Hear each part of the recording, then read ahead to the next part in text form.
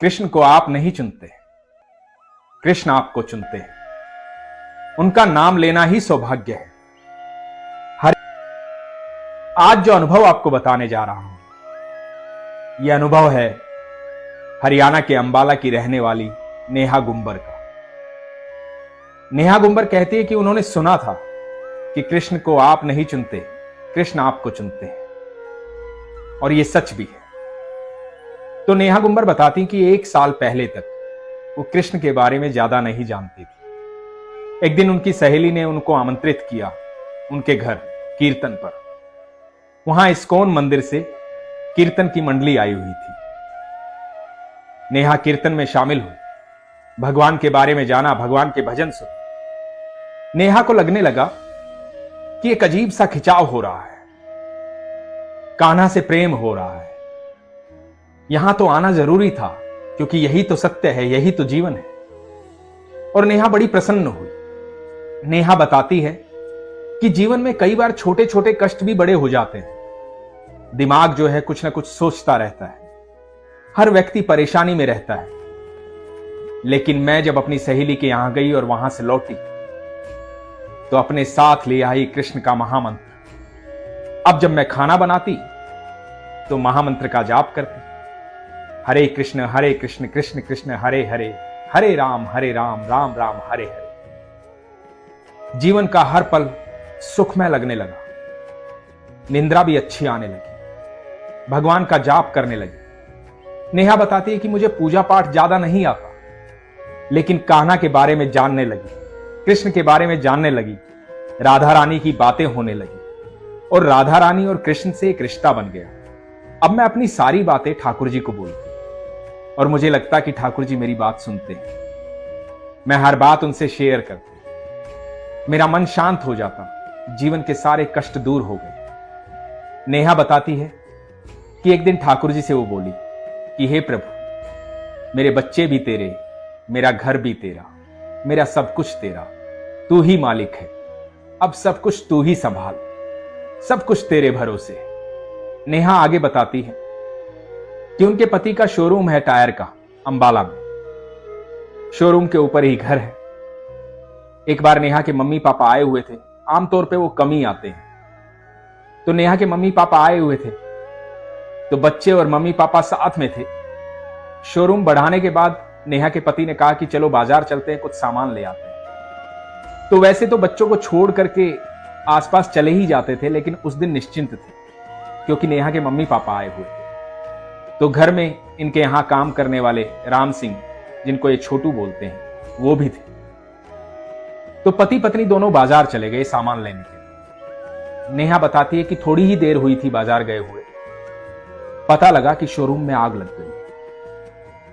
नेहा और इनके पति घबरा गए, डर गए, क्योंकि शोरूम में आग लगने का मतलब है कि शोरूम के ऊपर घर है, जहां बच्चे हैं, माता पिता हैं, छोटू है।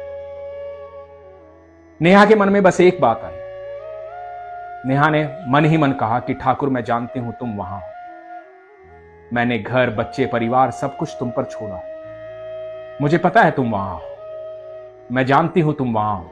बस यही कहती कहती नेहा वहां से भागी और अपने शोरूम के पास पहुंची।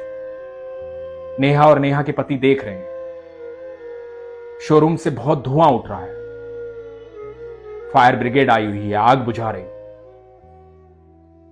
बच्चे, माता पिता और छोटू वो घर के अंदर है।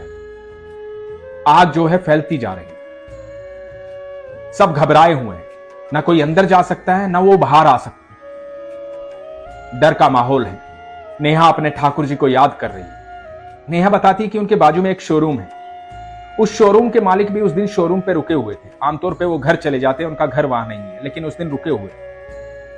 तो नेहा बताती है कि ईश्वर की ऐसी कृपा हुई कि वो शोरूम वाले भैया ने, पड़ोसियों ने मिलकर छत के रास्ते से माता पिता को, छोटू को, बच्चों को बाहर निकाला, सब सुरक्षित बाहर आ गए। और फायर ब्रिगेड ने जब आग बुझा दी तो देखा कि सामान का ज्यादा नुकसान नहीं हुआ था, धुआं बहुत ज्यादा था, तो लग रहा था आग बहुत फैल गई, जहरीला धुआं था।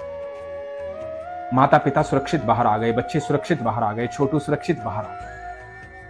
नेहा का विश्वास जीत गई। नेहा को अपने ठाकुर वहां दिखाई दे रहे, क्योंकि नेहा ने कहा था कि प्रभु आप हैं, मेरा घर, मेरे बच्चे, मेरा परिवार, सब कुछ आपका है। नेहा कहती है कि जब से वो अपनी सहेली के घर से आई है, उनको लगता है कि उनके सर पर किसी का हाथ है। किसका हाथ? कृष्ण का हाथ, ठाकुर का हाथ, राधा रानी का हाथ। नेहा कहती है जब से ये हाथ मेरे सर पर आया है, मैं निश्चिंत हो गई। वो कहती है कि मैं असमर्थ हो सकती हूं, लेकिन मेरा ठाकुर असमर्थ नहीं है। वो हर चीज में समर्थ है। मैं जहां नहीं पहुंच सकती, वहां मेरे कृष्ण पहुंच सकते हैं, वहां मेरे ठाकुर पहुंच सकते हैं। सच है दोस्तों, ईश्वर तो कण कण में विद्यमान है, भगवान तो कण कण में विद्यमान है। इस दुनिया में, तीनों लोकों में, पूरे ब्रह्मांड में ईश्वर तो हर जगह है। जो कार्य आपके लिए बड़े हो सकते हैं, वो ईश्वर के लिए पल भर के।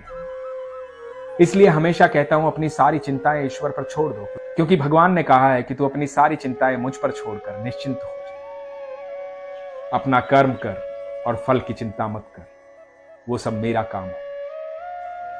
नेहा को जब खबर लगी कि उसके शोरूम में आग लग गई, नेहा के मन में एक ही बात आई, मैं जानती हूं प्रभु आप वहां हैं, मैं जानती हूं ठाकुर आप वहां हैं, मैं जानती हूं मेरे कृष्ण आप वहां हैं, सब कुछ आप ही का है। और वही हुआ।